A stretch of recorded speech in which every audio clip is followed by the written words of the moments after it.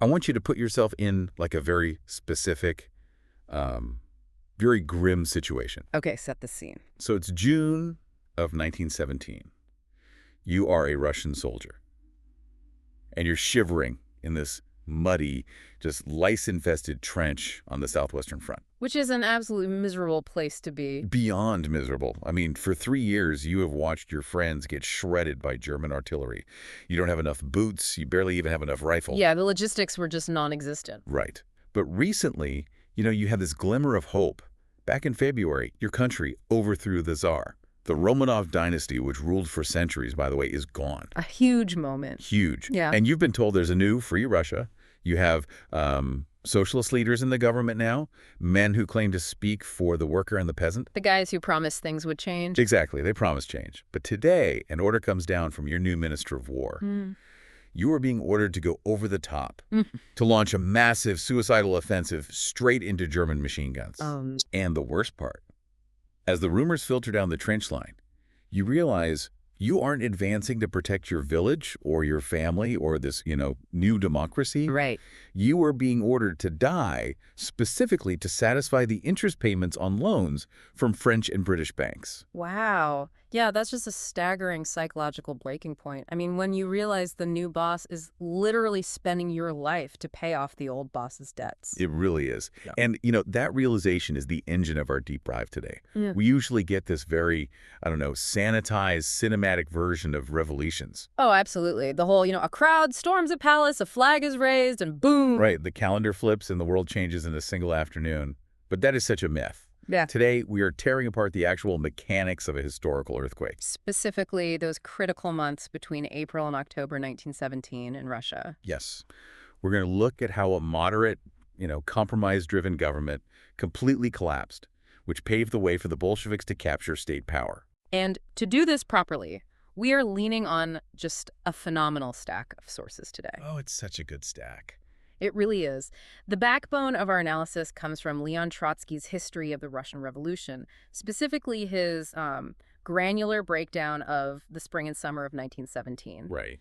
But we're layering that with modern archival research, most notably Professor Alexander Rabinowicz's work. Which completely upends things. It totally upends a lot of the Cold War assumptions about, how the Bolsheviks actually operated. And we're also pulling in eyewitness accounts, like John Reed's reporting. Yeah, and actually, I should pause here and just note something really important about our sources for you, the listener. Yeah. We are diving deep into highly charged Marxist and socialist texts today. Very heavy theory. Yeah. Trotsky, Lenin, the ideological battles of the Mensheviks. This is heavy political theory that literally drove millions of people to pick up rifles. But our job here isn't to take a political side on these theories, left or right. No, not at all. We aren't endorsing the playbook. Exactly. We're strictly acting as impartial guides. Yeah. We are simply putting these texts under a microscope to understand how they actually functioned in reality. We want to see how these specific ideas operated as a mechanism to shift the allegiance of an entire empire. Because that shift wasn't magic, It was the result of a profoundly unstable political structure that emerged the literal moment the Tsar abdicated. Yeah. You really have to understand the weird, chaotic reality of Petrograd in the spring of 1917. They called it dual power. Yeah, dual power. I found the best way to visualize this, and tell me if you agree, is to imagine a car speeding down a mountain road, but the controls are split between two different people who hate each other. That is a terrifying image, but yes, exactly. Right. So in the driver's seat, holding the steering wheel, you have the provisional government. These were the educated elites, the liberal bourgeoisie. Heavily influenced by the Cadet Party. Right, the constitutional Democrats, essentially the party of lawyers, professors, and progressive capitalists. They hold the official titles, they have the steering wheel. But they don't have the pedals, because in the passenger seat, you have the Petrograd Soviet. The Workers' Council. Exactly. The Soviet was a council made up of directly elected representatives from the factory floors and the military barracks. They didn't have, official government titles, but they had their foot firmly hovering over the gas and the brakes. Because the people actually listened to them. The troops listened to the Soviet. The rail workers, who controlled whether anything moved in the entire country, listened to the Soviet. So the provisional government can turn the wheel all they want, but if the Soviet hits the brakes, the car stops. It stops completely. And this leads us to the first major crash of 1917, which is the April days. And it all hinges on World War I, doesn't It it? always comes back to the war. Yeah. The masses in the streets, the soldiers in the trenches, they all assumed this new government was going to stop the bleeding. They honestly believed a new democratic Russia wouldn't fight an imperialist war. Right, but the problem was that the provisional government was deeply tied to the Allied powers. Britain and France. Exactly. And the Russian foreign minister, a man named Pavel Milyukov, was a hardcore imperialist himself. Oh, yeah. So on April 18th, Milyukov sends the secret diplomatic note to the Allies. In it, he promises that Russia will fight the war to a, quote, decisive victory. Which is bad enough. But he goes further. He explicitly outlines that Russia still expects to annex new territory as the spoils of war. Specifically, he wants Constantinople in control of the Straits. He's basically saying, hey, don't worry, London, don't worry, Paris, we just changed the curtains, but the imperialist war machine is still very much open for business. That is exactly what he was saying. And of course, in any unstable government, there are no secrets. The note leaks to the press, and the betrayal of the masses, I mean, it was just absolute. I was reading the eyewitness accounts of what happened on April 20th and 21st, and it's terrifying if you're sitting in the government palace. Well, they must have been shaking. Tens of thousands of workers and soldiers just flood the streets of Petrograd. But they aren't carrying picket signs. They're carrying rifles. They have fixed bayonets. And Trotsky is very careful to document that this wasn't called for by the Bolsheviks. Right. It wasn't some planned rally. Not at all. This was an elemental, spontaneous eruption of rage. Entire regiments just marched out of their barracks, fully armed, with massive red banners reading, "Down with Milyukov," and "Down with the provisional government." Just marching right up to the Mariinsky Palace. Exactly, right to where the government sat. Okay, but here's what I don't understand about this moment. Yeah. If you have, like, 30,000 furious guys with guns standing outside the palace demanding the government fall, and the government has no loyal troops to defend itself, why didn't the revolution just happen right then in April? It's a great question. Right. Why didn't they just kick the doors in, throw Milyukov out a window, and declare the Soviet the new government? Because Trotsky seems almost frustrated that they didn't do it. He does, yeah, but it comes down to the psychology of dual power. You really have to look at the mental state of the average worker or soldier in April. Okay, walk me through that. They were furious, yes, but they still fundamentally trusted the moderate socialist leaders who controlled the Soviet. Mensheviks and the SRs. Exactly. The Soviet at this time wasn't controlled by radical Bolsheviks. It was controlled by moderate figures like Tseretelli and Skobelev. The masses looked at these guys and thought, these are our leaders, we elected them, we just need to pressure them to rein in the provisional government. Oh, I see. So the armed protest was less of a coup and more of an incredibly aggressive lobbying effort. Precisely. They were baring their teeth. They were showing the government, look, we have the physical force. But they lacked the political confidence to actually execute the overthrow themselves. They wanted their Soviet leaders to act as a check on the bourgeois government, not to replace it completely. And it works, right, to a degree. I mean, Milyukov and the war minister, Guchkov, they realize they are completely isolated and they are forced to resign in disgrace. Yeah. But this creates a massive vacuum. The provisional government looks around and realizes they are a hollow shell. They have the steering wheel, but they are terrified of the passenger. So they come up with this brilliant, cynical strategy. Coalition. Yeah. They turn to those moderate socialist leaders in the Soviet and say, we can't survive without you. You need to officially join the government. And this is just a fateful pivot in modern history. On May 5th, the moderate socialists agree. They step out of the Soviet and take official cabinet positions. They form the first coalition government. Which changes everything. It does. The socialists take 6 of the 15 cabinet portfolios. You have Alexander Kerensky taking over War and Marine, Viktor Chernov takes agriculture, Tseretelli takes posts and telegraphs. The reaction to this on the streets is fascinating because it's so incredibly naive in hindsight. The masses throw a parade. They really thought they won. They thought this was the ultimate victory. Trotsky quotes workers basically saying, hey, if Kerensky's a good guy, then 6 Kerenskys in the government is even better. They honestly believed that by sending their socialist leaders into the halls of power, they were going to crowd out the capitalists. They thought the socialists would simply outvote the bourgeoisie and end the war. Exactly. But the reality was the exact inverse. The bourgeoisie, the cadets, were politically bankrupt. They essentially drafted the moderate socialists to serve as a political human shield. A human shield. Yes. By accepting those cabinet posts, the socialists suddenly became responsible for the government's policies. They had to own the failing economy, they had to own the food shortages, and most disastrously, they had to own the continuation of the war. So the bourgeoisie outsourced the dirty work of ruling an angry populace to the very people that populace actually trusted. Exactly. Okay, I have to stop you there because my immediate reaction reading this was just sheer confusion. Why on earth would the moderate socialists agree to be human shields? It's hard to grasp without the theory. I mean, they had the support of the streets. They knew the provisional government was weak. Why walk into a burning building and willingly take the blame for the fire? Why not just say, all power to the Soviets, we are taking over? To grasp that, we really have to do a quick dive into orthodox Marxist theory, specifically how the Mensheviks interpreted it. Okay, lay it on me. You have to remember, these leaders, men like Plekhanov, who was the father of Russian Marxism, and Tsereteli, they were deeply academic.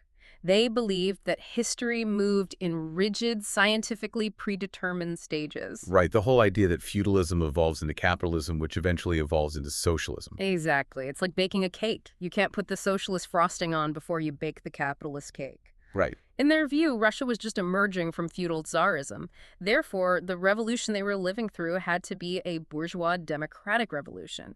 It was the bourgeoisie's historical turn to rule, to build industry, to create a massive working class. So they looked at their own power, looked at the armed workers supporting them, and basically checked their 19th century theoretical playbook and said, sorry guys, it's not our turn yet. That is essentially it. They firmly believed that the Russian working class was too small, too culturally backward, and too economically isolated to successfully run the country. Wow. If they tried to establish a socialist government prematurely, they believed it would inevitably lead to a catastrophic civil war and the destruction of the revolution itself. So they felt this tragic, almost agonizing duty to prop up the bourgeoisie. They had to force the terrified capitalists to rule. It's absurd. They are actively handcuffing themselves. They willingly became hostages to a theory. And Trotsky just eviscerates them for this. Oh, he destroys them. He points out that by trying to be the responsible adults in the room, the Mensheviks completely paralyzed themselves. They couldn't pass radical reforms because they were terrified of scaring away their liberal bourgeois coalition partners. Right. They couldn't touch property rights. Exactly. But they couldn't satisfy the starving workers either because they were allied with the bourgeoisie. They were just slowly bleeding out their credibility. And nothing hemorrhaged that credibility faster than what happens next. The new coalition government, now stamped with socialist approval, is immediately subjected to intense extortion by the Allied banks. The French and the British. Yes. They are looking at this new government and saying, look, we have floated you massive loans. If you want any more money, or if you even want us to recognize you, we need a return on our investment. Oh, man. We need you to launch a military offensive on the Eastern Front to pull German troops away from us. The price of those loans was Russian blood. Which brings us right back to that trench in June. This is Kerensky's infamous June offensive. It is. And the state of the Russian military at this point is beyond catastrophic. There are no logistics. Soldiers are starving. There's a mass mutiny happening in slow motion, where soldiers are forming their own committees to debate whether or not to even follow orders. Totally unprecedented in a modern army. Right. Hundreds of thousands of men are just deserting, walking away from the front lines to go back to their villages. The army was fundamentally incapable of organized warfare. And yet, Kerensky, the new socialist minister of war, orders a massive assault on the southwestern front on June 16th. The theater of it all is just morbidly fascinating to read about. Kerensky is behaving like this messianic figure. He's touring the front lines in this customized uniform, throwing himself on the ground, literally kissing the earth in front of the troops. Very dramatic. Highly dramatic. He's giving these breathless, hysterical speeches about how they must advance to save the revolution, to protect democracy. And the elites back in Petrograd are eating it up. The domestic bourgeois press praised him as a savior. And the international reaction was incredibly telling, too. Trotsky notes that when the offensive was announced, Russian securities on the Paris bourse actually rose. Wait. Let me translate that into modern terms. French bankers were literally making a profit on the stock market based on the announcement that starving Russian peasants were about to march into German artillery fire. Exactly. It was a speculative rally built on blood. That is sickening. It is. But the propaganda bubble burst the moment the troops actually moved. The initial advance completely collapsed. The Russian army had no coordination, no reserves, and absolutely no will to fight. How could they? Right. When the Germans launched a counteroffensive on July 6, the Russian lines didn't just break, they evaporated. The casualty figures are horrific.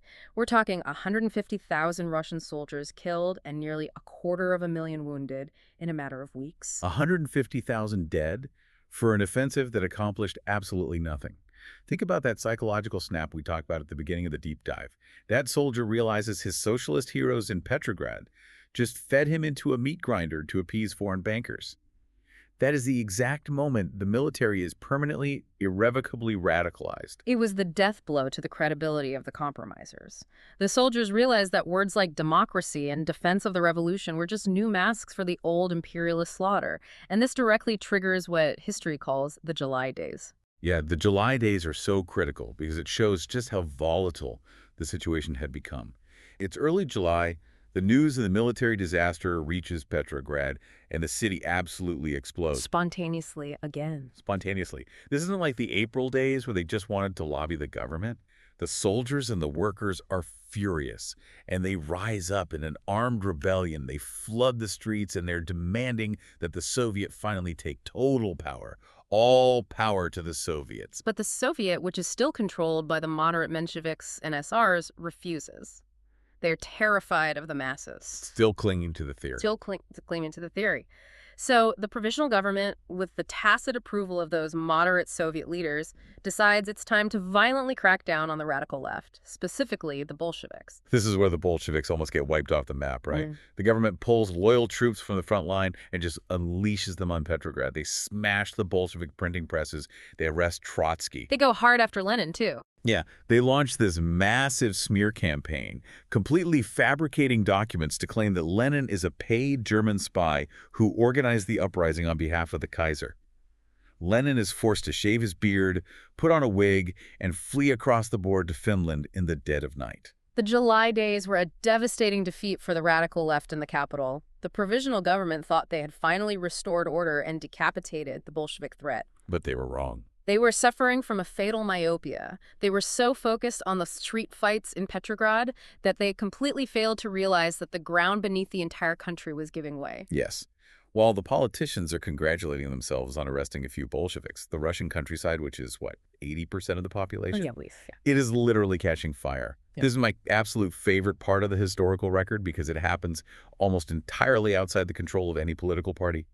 By the autumn of 1917, 77% of the rural departments in Russia are engulfed in a massive, violent peasant war. And the scale of this agrarian revolt is just difficult to overstate. This wasn't a series of organized strikes. This was elemental. It was centuries of feudal resentment exploding all at once. Trotsky describes the night sky in the provinces literally glowing red from the burning manor houses of the landlords. Wow. But what I found really compelling in the sources isn't just what they were doing, but how they did it. Because they didn't have a centralized command structure. No telegrams from Petrograd. Exactly. They didn't have Lenin telling them what to do. They organized themselves through this incredibly old traditional institution called the mir, or the village commune. Yes, the mir is essential to understanding the mechanics of this revolt.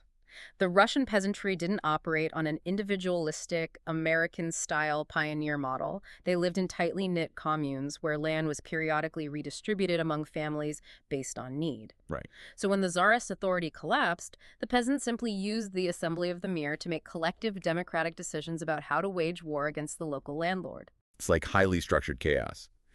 And the sources break down how they waged this war into 3 distinct geographical regions using 4 main tactics. Let's map this out for the listener. Okay, so the tactics were heavily dependent on the local economy. You had the northern regions, which were more industrialized and focused on processing. Yeah. You had the southeast, which was relatively rich in land.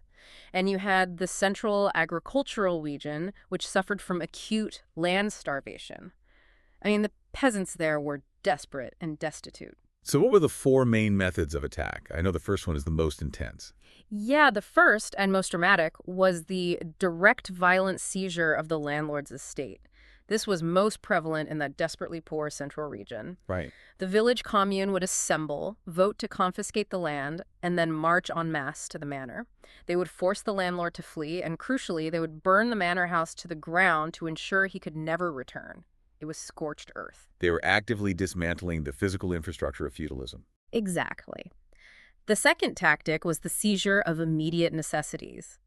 If they didn't take the land outright, they would seize the grain reserves, chop down the landlord's private forests for firewood, and take the cattle. Which was just about blunt, immediate survival heading into the winter. Yes, very practical. And the third and fourth tactics. The third was economic warfare, seen more in the southern regions.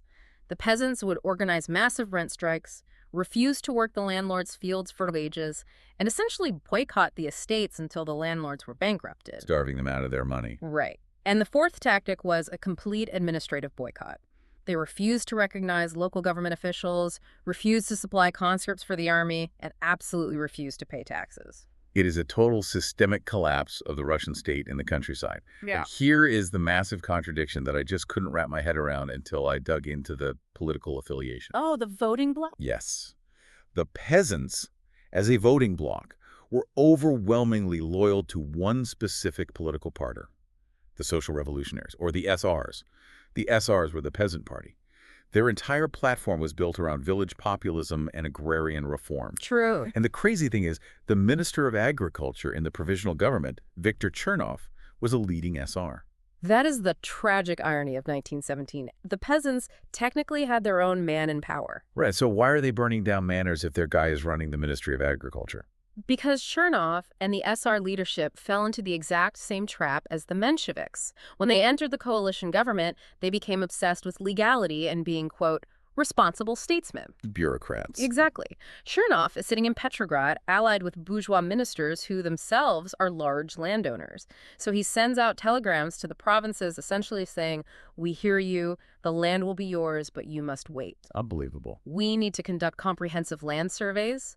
We need to wait for the Constituent Assembly to pass a legal framework. Do not seize the land illegally. It's the ultimate bureaucratic nightmare. You have peasants starving, their sons are dying in the trenches, and the Minister of Agriculture is telling them to essentially fill out Form 4B in triplicate and wait 6 to 8 months for a legal ruling. And the peasants, who have centuries of ancestral memory of being cheated by lawyers, bureaucrats, and legal systems, completely lost faith. Understandably. They possessed a profound lack of trustfulness in the Petrograd government. They looked at the SR slogans like socialization of the land and decided that the only way it was going to happen was if they implemented it themselves by force immediately. Okay, here is where we need to introduce the Marxist theoretical perspective, because the Bolshevik view of this peasant war is totally counterintuitive. The SRs and the Narodniks, which were these earlier 19th century populists who idealized the peasantry, they looked at the village communes and thought, look, they share land, they make collective decisions, these peasants are natural-born socialists. Right, they romanticize them. But when you read Lenin and Trotsky, they say the exact opposite. They classify the peasantry as petty bourgeois. Why did the Marxists think the peasants were fundamentally incapable of being true socialists? It comes down to analyzing a person's relationship to the means of production. A Marxist looks at a peasant and doesn't see a socialist. They see an aspiring capitalist. Oh, interesting. The peasant's ultimate dream isn't to build a massive, state-owned, collective, modernized agricultural industry. The peasant's dream is to own his own private plot of land, farm it for his own family, sell the surplus grain at a free market for a profit, and never see a tax collector again. They just want to be small business owners, petty bourgeois. Precisely. Furthermore, the Marxist framework argues that the peasantry is fundamentally isolated. They are scattered across hundreds of thousands of disparate villages. Their political horizon rarely extends beyond their local landlord. They aren't thinking nationally. Right. Because of this geographic and economic isolation, the theory states that the peasantry can never form an independent, cohesive, national political party that can seize state power on its own. Historically, they will always end up following the lead of one of the urban classes. So they will either follow the bourgeoisie or they will follow the industrial working class. Exactly. But wait, if Lenin thinks the peasants are just aspiring capitalists who can't lead a revolution, why did the Bolsheviks care about them at all? Why not just focus entirely on the factory workers in the cities? Because Lenin was a brutal pragmatist. He recognized that while the workers in Petrograd and Moscow were highly concentrated and politically radical, they were a tiny minority of the Russian population. What, maybe 3 or 4 million people in an empire of 150 million? Exactly. If the workers tried to seize power alone, they would be utterly crushed by the sheer weight of the conservative, peasant-based army. Lenin realized that the only way a socialist revolution in the cities could survive was if it harnessed the destructive power of the bourgeois democratic peasant war happening in the countryside.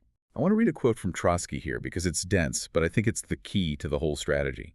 He writes that the October Revolution required the mutual penetration of two factors from different historical epochs, a peasant war and a proletarian insurrection. Yes. Translate that for me. Mutual penetration. Yes. He just means they had to team up, right? Yeah. Yes, it was a necessary symbiosis. The peasants needed the urban workers to smash the centralized state apparatus. If the workers didn't destroy the provisional government in Petrograd, the government would eventually send the army to crush the peasant uprisings village by village. The state would eventually reassert itself. Right. The workers were the only ones who could decapitate the state that protected the landlords.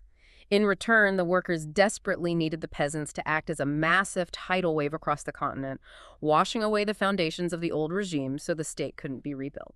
So the workers are the surgical strike in the capital, and the peasants are the earthquake that ensures the government can't send reinforcements. Beautifully put. It's brilliant.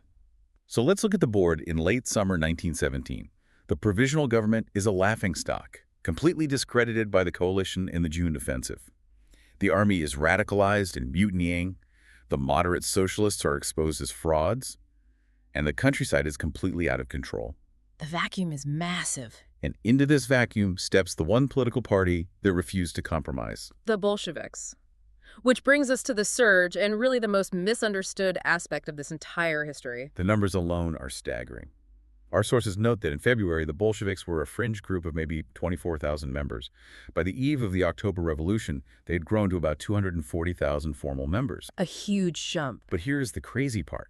That party of 240,000 people was leading Soviets that represented over 20 million workers and soldiers. How does a party even scale like that? To answer that, we really have to rely on Professor Alexander Rabinowicz's archival research. Because for decades, the accepted narrative, especially in the West, was the monolithic coup myth. The idea that it was all a secret plot? Right.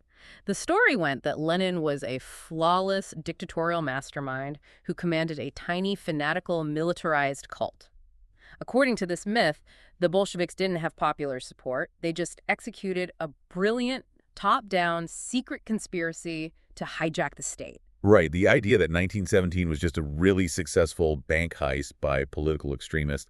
But when you actually read Rabinowicz's dive into the party archives from Petrograd, that myth completely falls apart. It shatters. The Bolshevik Party in 1917 doesn't sound like a rigid military machine at all. Frankly, it sounds like a chaotic, hyper-argumentative Silicon Valley startup that is scaling too fast and constantly pivoting. That is an excellent analogy. Rabinowicz proved that the true strength of the Bolsheviks in 1917 was not top-down discipline, but exactly the opposite. It was their internal democratic chaos, their organizational flexibility, and their total immersion in the working-class districts. So they weren't a monolith. Not at all. They had a right wing, led by Kamenev and Zinoviev, who wanted to compromise with the Mensheviks. They had a radical left wing, led by Lenin, demanding immediate insurrection, and they fought about it constantly. They were literally publishing their internal disagreements in their own newspapers.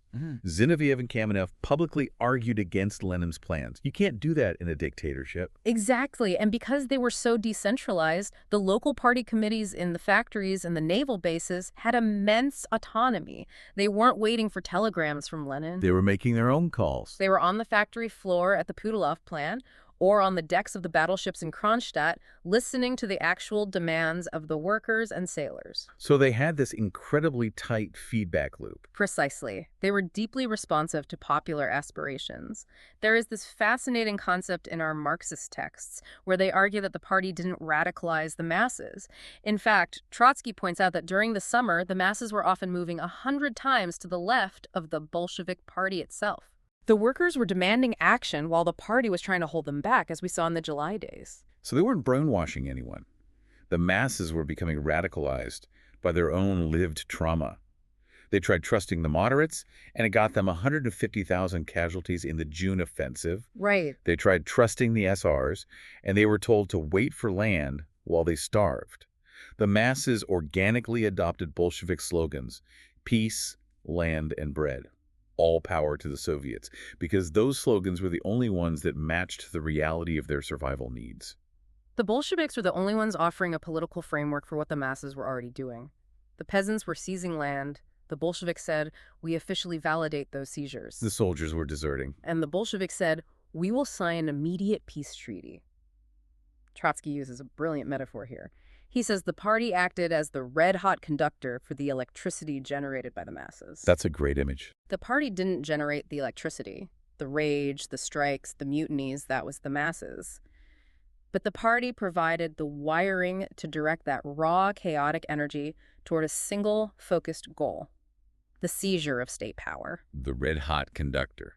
That fundamentally shifts how you view the revolution. It wasn't a few guys in a smoky room pulling strings. It was a political organism that managed to ride a tsunami. Yes, exactly. And that is how a party of a couple 100,000 ends up commanding the loyalty of 20 million. They were the only ones willing to stand. At the end of the road, the masses were already sprinting down. And that alignment of forces, the urban workers directed by the Bolsheviks, combined with the chaotic destruction of the rural peasant war, is what made the October Revolution inevitable. It was just a matter of time. The provisional government didn't fall because it was pushed hard. It fell because its foundations had completely turned to ash over the preceding 6 months. What an unbelievable journey. We have covered an immense amount of ground today. We started with the naive optimism of the April days, watching workers try to lobby an imperialist government. A lifetime ago, politically speaking. Right. We saw the tragic self-sabotage of the First Coalition, where the moderate socialists willingly became human shields for the bourgeoisie just to satisfy a historical theory.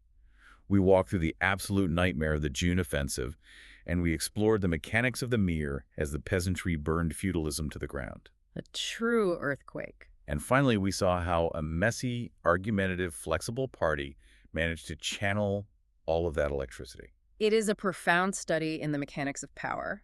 And as we wrap up, I want to leave you, the listener, with something to mull over. I'd love to hear it. Think deeply about the fate of the Mensheviks and the SRs. These were people with massive popular support, good intentions, and a desire to be seen as responsible statesmen. But by allying with the establishment to maintain order, they became complicit in the very atrocities their supporters hated. It's tragic. They destroyed their own credibility, and in doing so, they accelerated the exact radicalization they were trying to prevent. It is a devastating trap. And I think that's the perfect question to leave you with. When you look at history, or even when you look at massive shifts in any large organization, how often do we see that exact dynamic play out? All the time. How often do leaders compromise their core promises in order to appear legitimate to the old establishment, only to watch their base feel betrayed, abandon them, and surge toward voices that refuse to compromise? The muddy waters of 1917 aren't just history. They are a blueprint for how trust is lost and power is transferred. Absolutely. Thank you for joining us on this deep dive. We hope we help break down the mechanics of this historical earthquake. Remember, the world is rarely as clean as the dates on a calendar. Keep questioning the clean narratives, look for the mechanics beneath the surface, and we will see you on the next deep dive.